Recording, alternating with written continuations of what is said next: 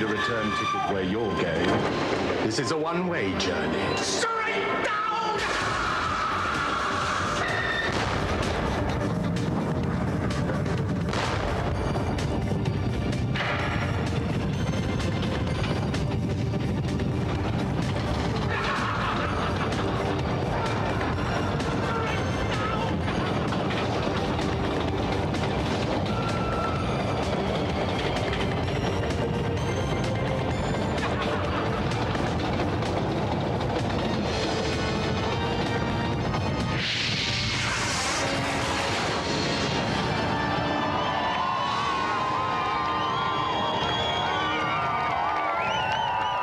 To GamesMaster, where we have more tips than a betting shop, better reviews than a Scorsese film, nicer features than Pamela Anderson, and challenges tougher than a pair of leather pants soaked in salt water and left to dry in the sun.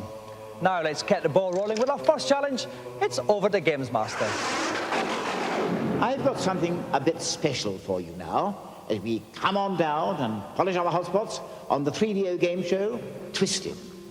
Contestants compete in 3 different puzzle games in this rather amusing contest, which should tax their tiny brains to the limit.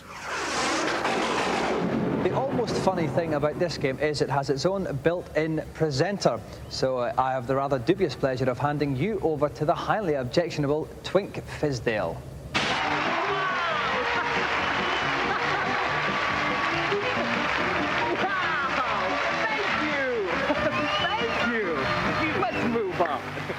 Why don't we find out which of television's tortured talent will be playing this round of Twisted? Hi, I'm David, and I served in Vietnam. Great! Just great! And now, contestant number 2?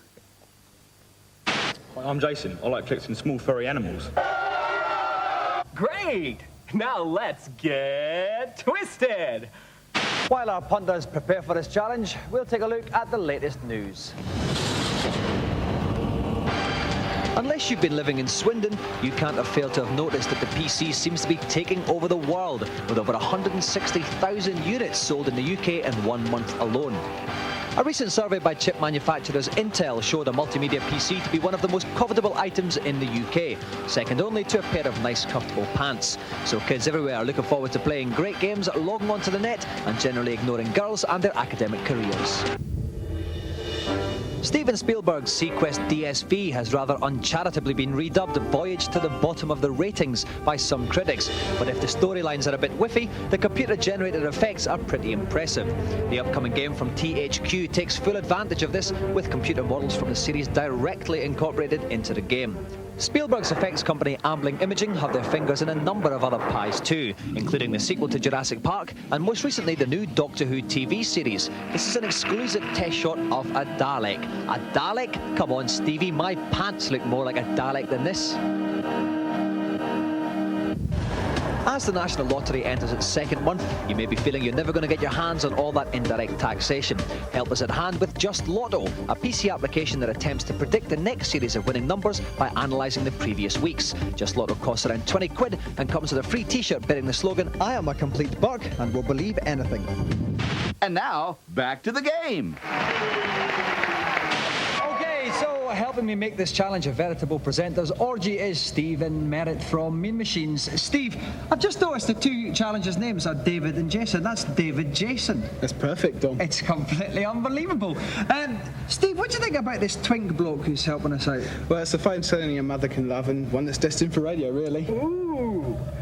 Okay, we have 3 timed challenges. Whoever completes the most in the shortest time will ultimately win the joystick. In the first challenge, you have to rearrange the blocks so you can get a full screen motion picture. David is going first. Best of luck, David. Your time starts now. Okay, off he goes. We see the picture. It doesn't look like a terribly good film, actually, Steve. Well, no, basically this is a variant on the old sliding blocks you may have seen when you were a kid. I know I certainly did. It's just a piece of FMV and it's got a bit of a frame and you just have to put it in the right eye. But you can slide the blocks over each other. Absolutely. It takes some of the edge out of it a little. It makes it a little bit easier, I reckon. I think it's going to save us any trouble. And I think, is that it? No, he's going to swap the kit. He's got the kits on wrong. He's got 6 seconds left. He was so close that all over the place. He's not going to do it. Time out. make way for Jason. Are you as excited as I am? Okay, Jason, start your puzzle. Okay, same thing, different film here though. Yeah, a bit of a dancing girl This is kind of more thing. up my valley, Steve. I think I recognise a few of those lovely ladies, Dom. Okay, 20 seconds to go. He's doing a lot better. Looks like he's almost done it. Yeah, I think if it's it's on these. Oh, we got the middle bit mixed up again. Yeah, He's done it. Oh, amazing. 1-0. Very impressive. So it's 1-0 to Jason. He completed that all with bags of time to spare, so we swap round once more. David, it's time for your second puzzle. Well, while you're doing that, we'll take a quick twisted commercial break. Invisible dog toys, what is it? Absolutely nothing. Just grab a hunk and throw it. Dumb mutt not included. There are no problems. Call me. I'll liquidate your marriage and your finances. Welcome back. The second puzzle is a variation on the hoary old card game Concentration. If you turn over 2 cards that match, then you get to keep them. The object is to turn over every single card before the time runs out. We're back with David. Best of luck, David. Off you go. Okay, Steve, David needs to win this game. We've got sort of lovely, attractive windows. He's trying to match. He's been a bit haphazard, isn't he? What I'd actually recommend, Dominic, is that he works his way across the top, level by level, else he's just going to, it's going to be hopeless. He's going to have no coordination. It's been a bit random here, isn't he? Yeah. You can tell you've played this game before. I'm afraid so. I hate to admit it. There's some ugly fish in there. 10 seconds left. 8, 7, 6. It's not looking good, Steve. No, I don't think so. 3, 2, 1. No. Oh dear! David fails his second challenge. Let's see if Jason can do any better. Give it your best.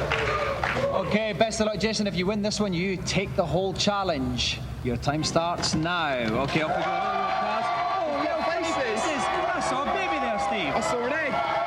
There's a bird. I think I'll put that one, huh? And Abraham Lincoln's there as well. 20 And seconds brains left. from Thunderbirds. Has he actually matched any? I don't. Oh, yeah, we've got one match. He's done the eggs one. And Abe Lincoln. The baby was down there. That's correct. Yeah, okay. that's Freddy Krueger. 10 seconds left. Some gas mask. Look at that gas. Oh, 2 Freddy Krueger. He may do this. 5 seconds left. He might just do it. 3, 2, 1. It's got one against No, he's zero. not gonna do it. Oh, he was just about to turn it over, but that means Jason also fails the second puzzle. Swap round for the final one. And as they ring a rosy again, we'll take another twisted commercial break. Ladies, forget the guesswork. Let Stud Finder find your stud. Use sewer-scented Get Lost deodorant. One lift of your arm and they'll stay away for good. Welcome back. It's very tense here. David is on his final puzzle. He has to complete this, otherwise it's all over and we might even give him a bit of a smack as well. What you have to do, you've got 3 faces that are jumbled up. You have to slide the little rows back and forward to try and get all 3 faces to match. Best of luck, David. Your time starts now. Okay, facelift saloon. 3 very mixed up faces here, Steve. It looks all right to me, Dominic. I mean, this is like a Beverly Hills game, isn't it? It's like, you know, pick a face, any face. He's done it already! My word! So quick! Don't fancy yours much. What a fight back. David completes his puzzle in only 7 seconds.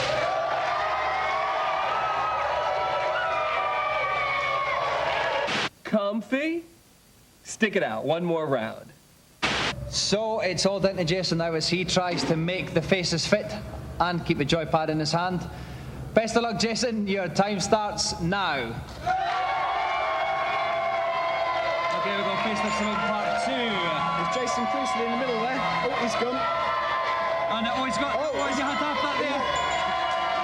I thought he was going to do this. You don't look the same, really, to me. That's my mum. No, it's not. I'm only joking. That's 15 my hat. seconds to go. Elvis, I saw a minute ago there. I see reflections of myself in all my life. I saw Terry Wogan just a minute ago. Yes, that's Terry. Terry on the left. He's only got 6 seconds. That's Terry Wogan, a younger version. 4 seconds left. 3, 2, 1. He's not going to do it. Out of time. Oh dear. Which means that David is the actual challenge winner. Ciao. Well done, Jason. Well done, David. Okay, now, I just feel I should owe you a slight bit of an explanation, Jason. The reason that we gave that one to David is the challenge you completed successfully. You took longer, 15 seconds, and David only took 7 seconds. So you're a bit unlucky, I have to say. Where did it go wrong for you? I think it was the middle puzzle there. I should have got that one, so 1 more left to get. Wasn't quick enough on that. Yeah. And as for you, David, I'm tempted to say fluky, but was it a fluke, that last one? Oh no, I was saving myself for last. It's like a sort of Arsenal last-minute equaliser, wasn't it? Yeah, scored by Enright. Yeah, which is a bit typical. Well, it means that, unfortunately, like Arsenal, you end up with a trophy as well because you're the winner of the GamesMaster Golden Joystick. Another round of applause there for David and Jason.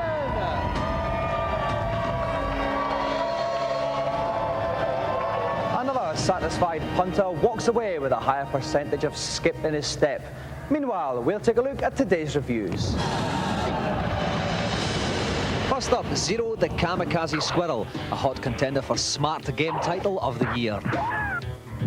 For those of you that have got Aero the Acrobat, you're going to find this game very similar. Zero, it uses the same sort of like level layout, if you will. The only real difference that he has over Aero is that he can do a double spin. It does have some nice sub-games. At one point you get to go on a speedboat, which is a really nice little touch. However, graphically it's gorgeous, but it doesn't really offer anything over Aero the Acrobat. This is very, very standard platform fare. There's really not much to do. I mean, it's something that seems to have been made about a year ago, and it really doesn't deserve your attention.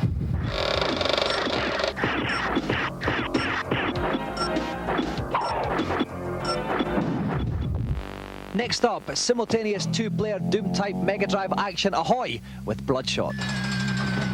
Basically, each mission is roughly the same. You have to make your way to the center of a maze, destroy a Guardian boss, and then things go haywire and you have to escape before the level you're on blows up. The graphics aren't up to much. Sort of like Zero Tolerance as well, but I'd say that Zero Tolerance was a better game because you could actually link up physically two Mega Drives to each other and play it on two different screens. Unfortunately, if you really want a good into-the-screen shoot-'em-up and wander around 3D-'em-up, you want to wait for 32X Doom. Okay, you're going to have to shell out for the 32X hardware, but it's going to be worth it because Doom is the game in this genre, and nothing can touch it, especially on the Mega Drive.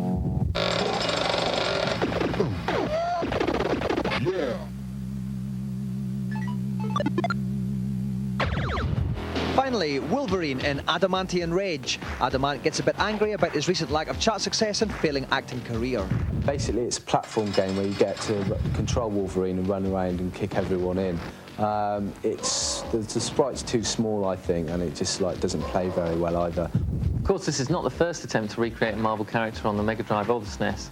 And in fact, just like the others, it doesn't succeed. I'm still waiting for a really good superhero license on any of the consoles. You might actually be better off trying something like Spider-Man and the X-Men, which features a lot of the same characters and virtually identical gameplay, albeit with smaller sprites. This isn't bad, but it's not really worthwhile.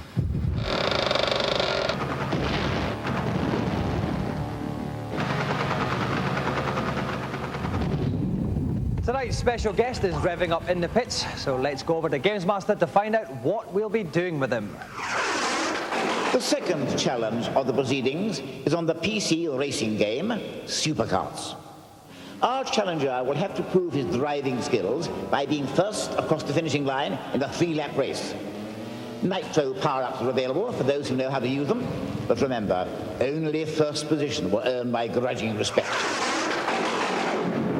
To play this, please welcome the latest British Formula One racing superstar, David Coulthard.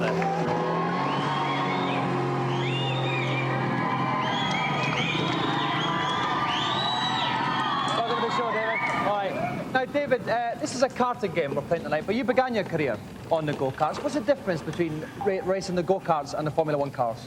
Well, the main difference is really about 150 miles an hour. So obviously, karts you can go up to about 50 or 60, but you know, other than that, the driving style's the same. It's just the technology involved. And then there's been a lot of talk in Formula One these days about which is better. Is it the car or is it the actual driver? What would you say? Well, a car can't go quickly without a good driver any more than a driver can go quickly without a good car. So you need both. But of course, when you get both combinations together, you get a fantastic situation. So if I was in a Williams Renault and you were in a Skoda, you'd probably still win? I think you'd probably win because the Williams Renault is a lot quicker. But you know, you need both the equipment and the driver. Yeah. Okay then. While David and I have a quick pit stop, get a little toilet trip in there, we'll take a quick break.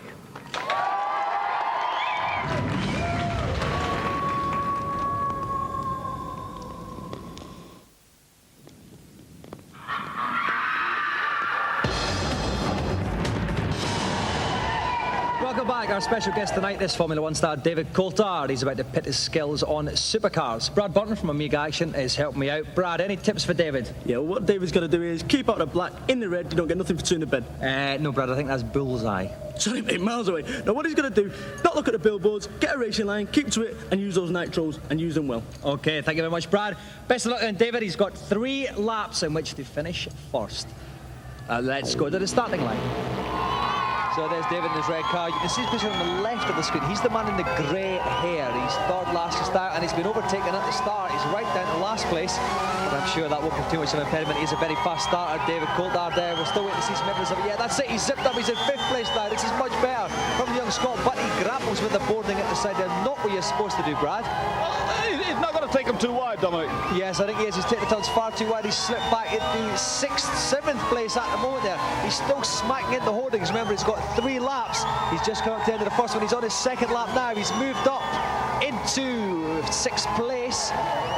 Excellent turning by Coulthard there as he comes into the left-hander. And he's still in 3rd place. It's good. You can see the 2nd place just ahead of him. He's doing remarkably well. But no, someone's nipped into the inside there, pushing back to 4th. But he overtakes. He's back up in the 3rd, Brad. This is going well for David. He's all over the place, Dominic. He's all over the place. OK, into the final lap now. He's slipped back into 4th place. He's got a little bit too close to the holdings there. He's not getting the racing line right at all, Brad. What would you recommend? He's got to come in tighter on the corner, thick and wide as he goes out. He certainly does. Unfortunately, he's doing the opposite. He's going wide into the corners, and it's becoming a bit of a disaster for David. He's back into 5th place. He's going to have to make a desperate spurt for the end of this. Helmet's glistening, but he's still taking it too wide. In fact, he's in 6th place now. We're coming to the end. He's making love to the board, and that's it. It's over. Which means David Coulthard finishes in 6th place. Round of applause for David.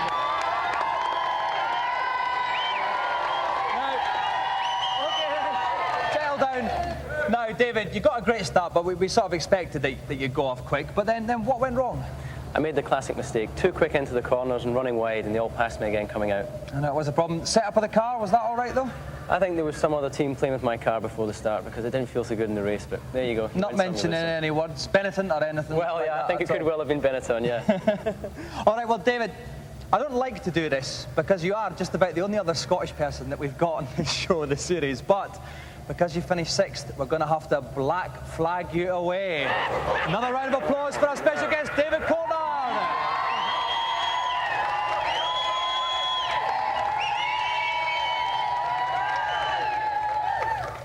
Now, GamesMaster gives us a glimpse at what's under his helmet as he shares his knowledge with us in the consultation zone. Hello. I think, since we last met, I've acquired the amazing ability to see into the future. I see a venerable, caring figure dispensing invaluable nuggets of wisdom to a never-ending line of hopeless games players. Anyone got any thoughts? GamesMaster, I want to become an all-powerful Time Lord. Grant me my wish. Time travel. Let me see. Okay, how about this cheat for the new version of the classic game Pitfall? On the Temple of Coulthard level, near the beginning, you will see a gargoyle. Travel up from here, and when you reach the level above the blocks, go left, and you'll reach a platform with a door on it. Enter the door. Inside, go up and travel right to reach a magic portal. You will be warped back in time to 1982, to an exact replica of the original Pitfall game as it first appeared on the Atari 2600 12 years ago. Ah, those were the days. Oh, thank you, Great One. Who's next to enter my crystal ball? GamesMaster, I like the game Z-Wolf. It's really wicked, but I'm not too keen on helicopters. Can you help me, please? Well, you could buy a different game. Alternatively, keep your money in your pocket and enter your password as FRAMPAGE, and you can start the game as a pilot of a maneuverable but lightly armored jet fighter. Who's the greatest of them all? Thanks, GamesMaster. Just one more, please. GamesMaster, on Power Drive on the Mega Drive, my driving's worse than a 2-foot pensioner. Please help. Try this shortcut. On the Great Britain level, as you come out of a sharp left-hand bend in the bottom right of the track, rear off the road through the gap in the trees. You will find a secret path which dramatically shortens the length of the circuit. How's that, my child? That's great, GamesMaster, thanks.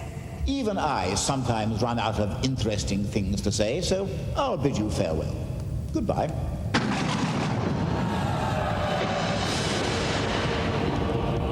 The first batch of games for Sega's new Saturn console are now gracing Tokyo stores, and like the PlayStation stuff we showed you a couple of weeks ago, most of these games have a distinctly rushed look about them.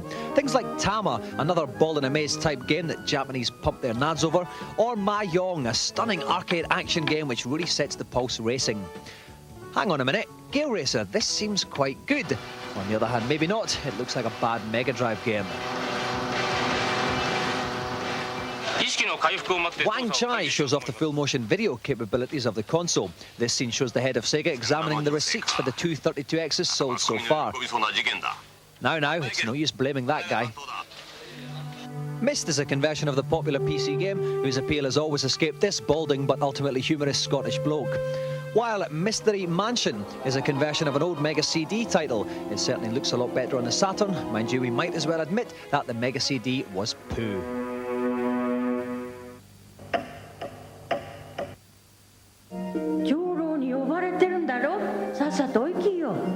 Eh?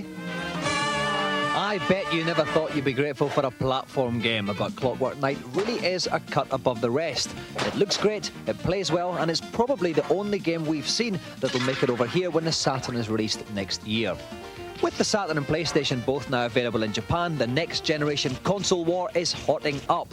Overall, the PlayStation is better at handling those all-important 3D graphics, but Sega will be pinning their hopes on conversions of their popular arcade titles, of which the awesome but tedious Virtua Fighters is only the first.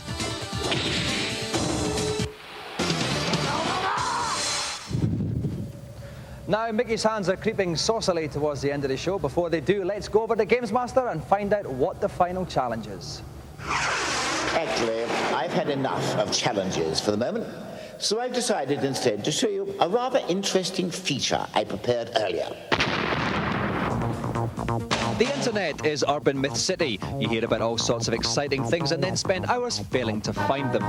So today, GamesMaster presses all the right buttons to bring you 4 new sites for musos and movie lovers. 100,000 Pulp Fiction fans have already visited this, the official website of the hit movie that's becoming a bit cliched now. You can download stuff about the characters and plot, and even groovy samples from the soundtrack. Also, if you've got the time, a 30-second clip featuring official Fitbird Uma Thurman can be yours. Net cruising music fans will find the best place to log on to is the Internet Underground Music Archive, where you can listen to thousands of bands you've never heard of. Meanwhile, on the Warner Brothers BBS, you can sample new albums by Prince, R.E.M. and official Unfitbird Madonna. More movie shenanigans. Recently released Nightmare Before Christmas has its own BBS page with features including meet the characters and how they made the actual puppets. And take you to a world where night lasts forever. There's nothing I can do. Unfortunately, there is. Sad Trekkies can argue about minuscule plot quibbles till their anoraks come home on the Star Trek Generations board. Group 1, engage! And not to be outdone, GamesMaster this week launches GameLine, our very own downloading service featuring demos of the biggest PC games coming your way, with the first feature game being David Coulthard's personal favourite, Supercarts. To get your Supercarts demo, connect your modem to 081 558 8937. Apart from the cost of the call to London, the service is free, but remember to get permission from the bloke who pays the bill. You need a 386 PC with at least 4 megabytes of RAM, and if your modem is 2400 BPS or slower, it'll take such a stupidly long time to download, it's not worth the bother. There'll be a new demo every week, so keep your peepers peeled on future shows for more details. Well, that's it for another show. I'm off to loosen the heels on cowboy boots everywhere. See you later. Bye-bye.